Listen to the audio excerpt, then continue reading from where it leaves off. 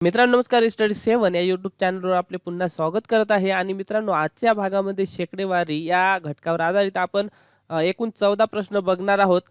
तर मित्रांनो या टॉपिकवरचे बरेचसे प्रश्न हे विविध परीक्षेमध्ये विचारले जाते. महत्त्वाचा हा एक घटक आहे.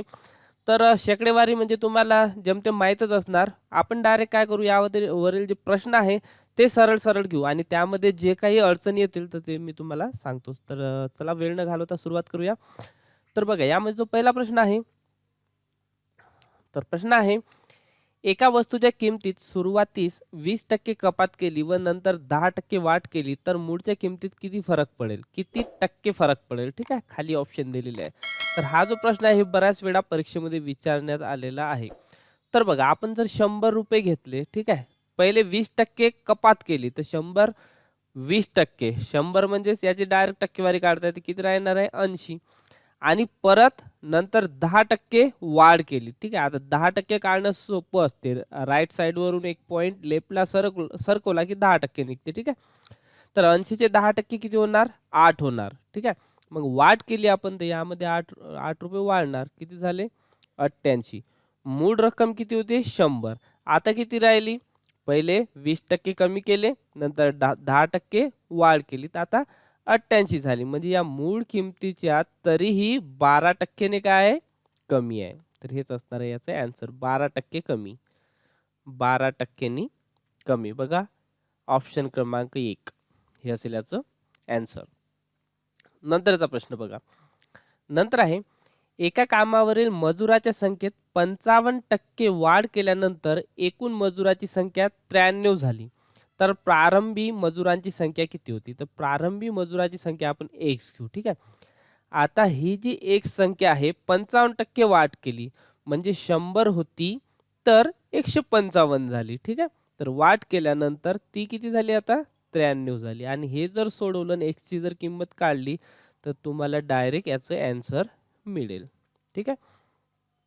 155. याला आता बघा 5 ने भाग जाईल. 5 त्रि 15, 5 एक 5, त्यानंतर 5 दुनी 10, 5 शून्य शून्य, 31 त्रि 93, 3 दुनी 6 आणि 60. म्हणजे ती मजुराची संख्या पूर्वी किती होती? 60 होती. ऑप्शन क्रमांक 4 हे असं येईल ॲन्सर. त्यानंतरचा प्रश्न बघा. नंतर आहे 10 संगणक सीडीची किंमत. सीडी तुम्हाला माहित असेल. सीडीची किंमत ₹6.50 आहे.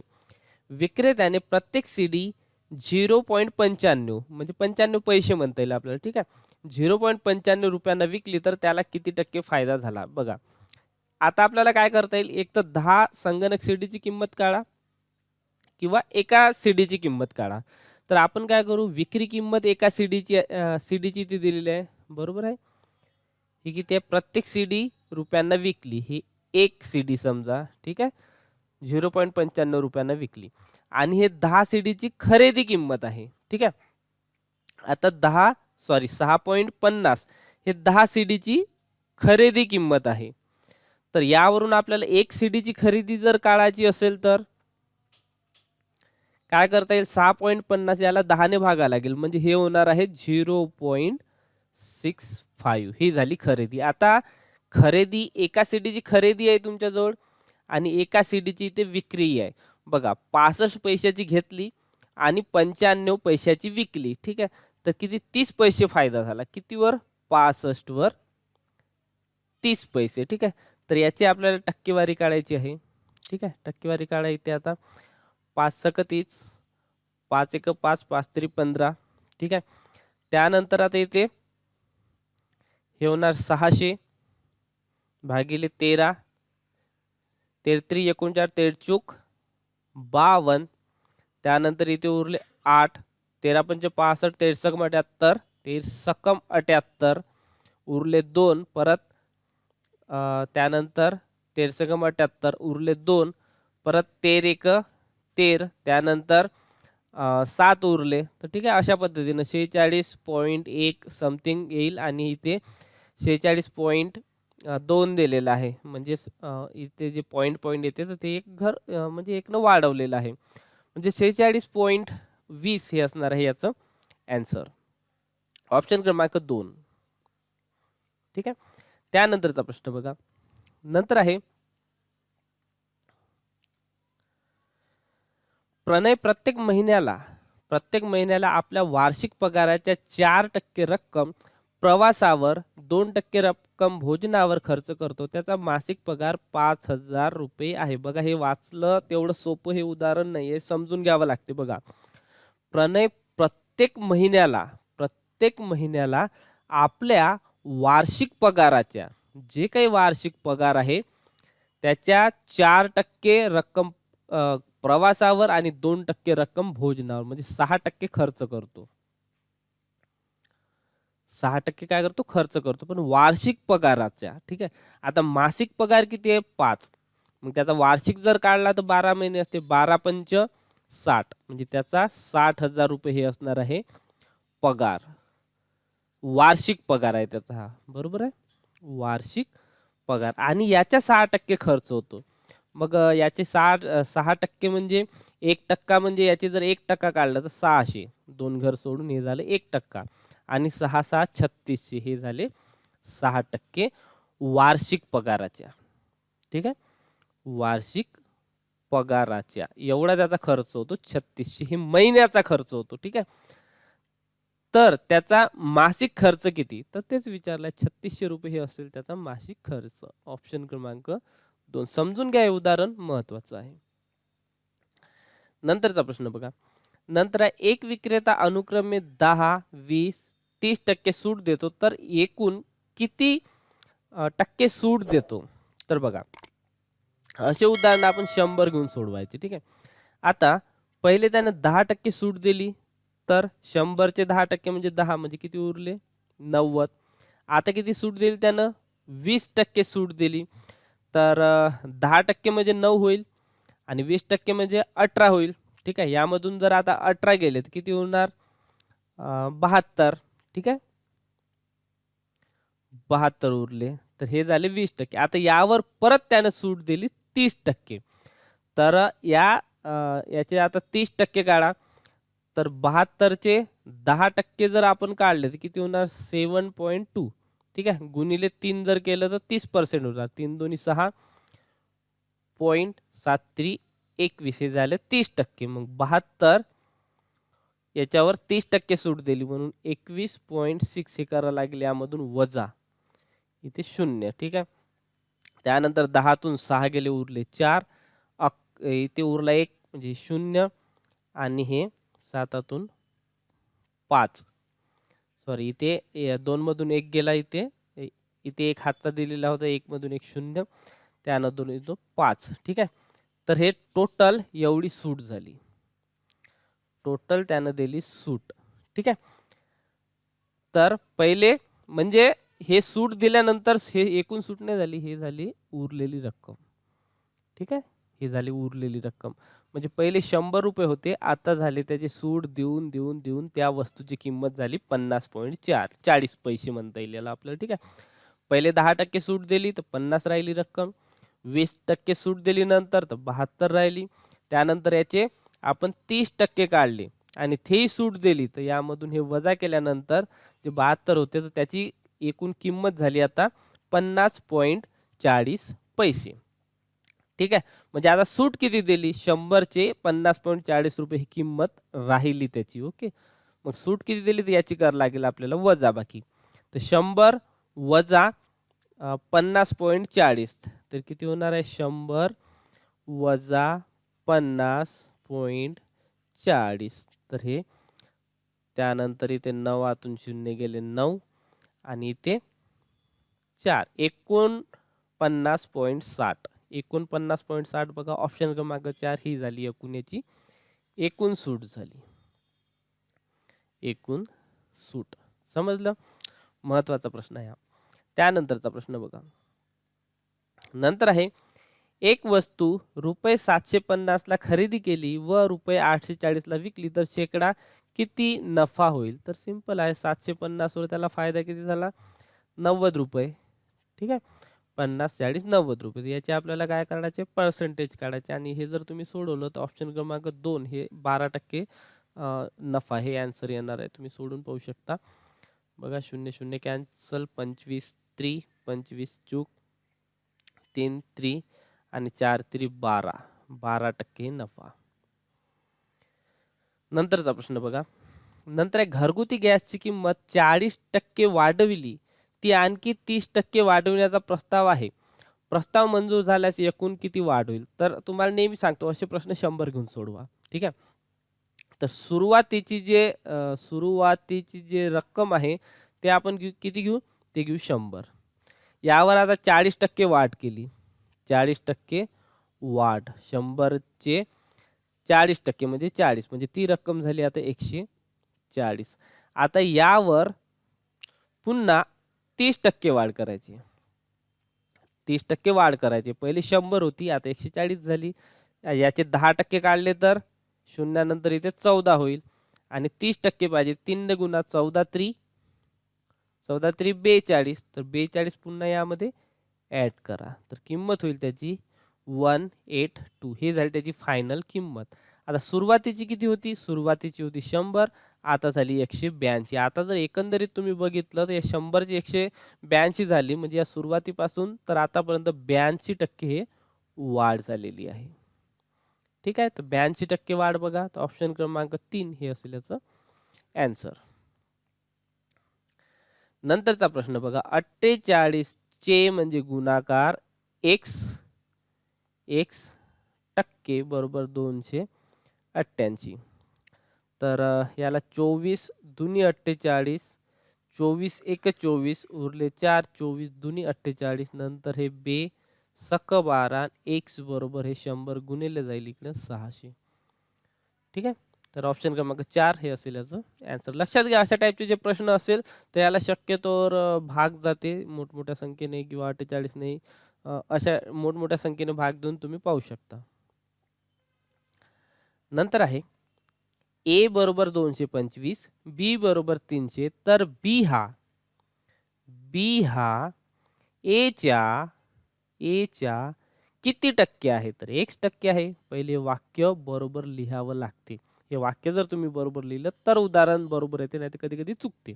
ठीक आहे. लिहिण्यात जर चुकलं चुकते. तर बी हा एच्या 1% आहे. तर आता किंमत टाका. बी हा म्हणजे 300, एच्या म्हणजे 225 गुणिले x आणि हे 100. याची आता किंमत जर काढली तर तुम्हाला ॲन्सर मिळेल. तर 300 गुणिले 100 येणार, छेदात येईल 225 आणि उरणार x. तर आता याला 25 चूक, 25 9, त्यानंतर इथे 3 3 9, त्यानंतर हे होणार 100, म्हणजे आता झालेलं आहे 400 भागिले 3. त्यानंतर 3 1 3 उरला 1, 3 3 9 उरला 1, त्यानंतर पुन्हा 3 3 9 उरला 1, म्हणजे 133.33. बघा 133.33%. ऑप्शन क्रमांक 2 हे असेल याचं ॲन्सर. या उदाहरणात बघा, एका मशीनची किंमत 10 लाख रुपये आहे. एकक, दशक, शतक, हजार, दशहजार, लक्ष, दशलक्ष. ओके, 10 लाख रुपये आहे. त्या किमतीत दरवर्षी 12% घट होते, तर 2 वर्षांनी मशीनची किंमत. तर बघा 10 लाख रुपये. ठीक आहे. 10 लाख रुपये झाली या मशीनची किंमत. 12% घट होते, म्हणजे 100 जर असेल तर 88 राहते.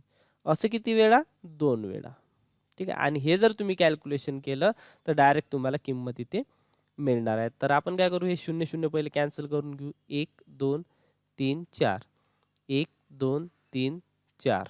ठीक आहे. आता 88 गुणिले 88 म्हणजे 88चा आपल्याला वर्ग करता येईल. गुणाकार करू. 88 गुणिले 88, 8 8 64, हातचे आले 6, 8 8 64 आणि 6 झाले 70. त्यानंतर हे 0, हे 4 0 आणि हे 7. ठीक आहे. 4 4 7 7. ठीक आहे. 77 44. काय होईल? 77 44. याचा गुणाकार झाला 77 44 आणि हे यावरचे 2 0. तर ही राहील त्याची फायनल किंमत 7,74,400. बघा 7,74,400. तर ऑप्शन क्रमांक 3 हे असेल त्याचं आन्सर. नंतरचा प्रश्न बघा, एका दूरचित्रवाणी संचाची किंमत 20,000 रुपये असून तो 18,500 रुपयात विकला तर शेकडा किती सूट दिली? ठीक आहे.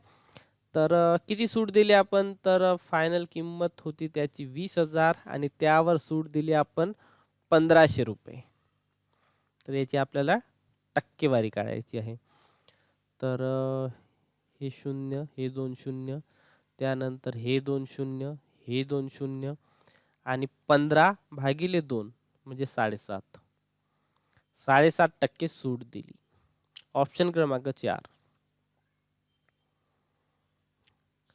नंतरचा प्रश्न आहे, शिरीषने 9,200 ला खरेदी केलेला टीव्ही 11,500 ला विकला तर शेकडा नफा किती? तर नफा बघा, 9,200 वर त्याला नफा झालेला आहे 800 आणि हे होईल 2300 रुपये फायदा झाला. म्हणजे 1500 हे आणि हे 800, 2300 रुपये याला फायदा झाला. त्याची टक्केवारी काढा. ठीक आहे. हे सरळ कॅन्सल 0. त्यानंतर 23 चूक 92 आणि हे 25 म्हणजे बरोबर त्याला झाला नफा 25%. ठीक आहे. ऑप्शन क्रमांक 4. नंतरचा प्रश्न बघा. नंतर आहे 260 चे म्हणजे गुणाकार 0.4%. बघा इथे 0.4 दिलेलं टक्के, कधी कधी कन्फ्यूज होऊ शकता. ठीक आहे. तर इथे बघा, हे पॉइंट कॅन्सल करण्यासाठी आपण काय करू, खाली एक शून्य वाढवून देऊ. ठीक आहे. खाली एक शून्य वाढवला आणि हे पॉइंट 1 नंतर होता तर कॅन्सल केला. ठीक आहे. आता हे सॉल्व्ह करू. हे पॉइंट हे सॉरी 0 कॅन्सल. त्यानंतर आता याचा गुणाकार करून घेऊ आणि भागाकारात जे 100 आहे तसेच राहू देऊ. म्हणजे भागाकारात 100 जर असेल तर आपल्याला डायरेक्ट पॉइंट मध्ये कन्वर्ट करता येते. 6 चूक 24, हातचे आले 2. त्यानंतर 4 दुनी 8 आणि 2 10 आणि भागिले हे 100 आणि इथे 2 घरानंतर पॉइंट द्यावा लागेल 1.04. ठीक आहे.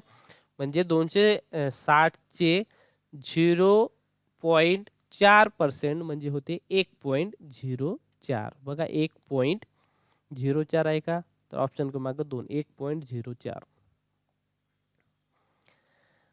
नंतरचा प्रश्न आहे, एका वस्तूला 2,323 रुपयास विकल्यास 8% तोटा होतो. ती वस्तू किती रुपयास विकावी म्हणजे 8% नफा होईल? ठीक आहे. तर बघा, ही जी 2323 ठीक आहे, 2,323 हे जी रक्कम आहे हे विकल्यानंतरची आहे. 8% काय होत आहे? तोटा होत आहे. तर गुणिले करायचं, काय होत आहे? 8% तोटा. तर ही रक्कम जी आहे विकल्यानंतरची आहे. ठीक आहे, विकल्यानंतरची. म्हणजे ही रक्कम आपण जर 100 आणि 8% तोटा झाल्यावरची रक्कम होईल 92. ठीक आहे. हे झाली तोटा झालेली रक्कम. तर ही रक्कम जी आहे 2323 हे या 92 सारखी आहे. म्हणजे तोटा झाल्यानंतरची. तर ही 92 पहिली लिहायची खाली आणि वरती 100. आता असं जर केलं तर काय होईल? खरेदी किंमत निघेल त्याची. समजलं? हे जर केलं, बघा हे 2323 ही जी आहे ही विक्री किंमत आहे तोटा झाल्यानंतरची. त्यानंतर 92 खाली 100 वरती केलं तर खरेदी किंमत निघेल आणि त्यानंतर पुन्हा आपल्याला 8% नफा पाहिजे असेल तर 108 भागिले 100 करायचं. म्हणजे काय होईल? 8% नफा मिळाल्यानंतर किती रुपयात आपल्याला विकावं लागेल ते निघेल. आता डायरेक्टली एक फॉर्म्युला आहे, तसंही तुम्ही डायरेक्ट करू शकता. मी तुम्हाला डायरेक्ट इथे सांगितलं का कशा पद्धतीने आपल्याला करता येईल. तर 108 भागिले 92 हे आहे. पण सिंपल हे आणि हे सारखंच आहे. हे तुम्हाला समजून घेण्यासाठी मी या पद्धतीने सांगितलं. ठीक आहे. तर तुम्ही या पद्धतीनेही तुम्ही लक्षात ठेवू शकता. तर बघा, आता हे आपण सॉल्व्ह करू इथे. तर हे 100 आणि 100 कॅन्सल होईल. ठीक आहे. त्यानंतर इथे आता कशाने भाग जाईल? तर 23 न डायरेक्ट याला 23 न पण भाग जाऊ शकते या 92 ला. 23 चूक 92. ठीक आहे. त्यानंतर 23 एक 23, नंतर 0 23 एक 23, त्यानंतर 4 दुनी 8 उरले 2, 4 सक 24, 4 7 28. ठीक आहे. त्यानंतर 27 एक 27 हातचे आले 2, 27 शून्य शून्य अशी 2 आणि 27 एक 27. ठीक आहे. तर ती जी वस्तू आहे ते 2727 2727 रुपयाची विकावी लागेल. ऑप्शन क्रमांक 2. तर मित्रांनो, अशा पद्धतीचे आजचे प्रश्न होते आणि अशाच पद्धतीने आता आपण वेगवेगळ्या चॅप्टरवर प्रश्न घेणार आहोत आणि कंटिन्यू असे चालत राहील. आपण या व्हिडिओमध्ये 14 प्रश्न घेतले. पुढे आणखी काही व्हिडिओ येतील त्यामध्ये वेगवेगळ्या टाईपचे आणखी प्रश्न हे कंटिन्यू येत राहील. तर अद्याप या चॅनलला सबस्क्राईब केलं नसेल तर सबस्क्राईब करा. व्हिडिओ बघितल्याबद्दल धन्यवाद.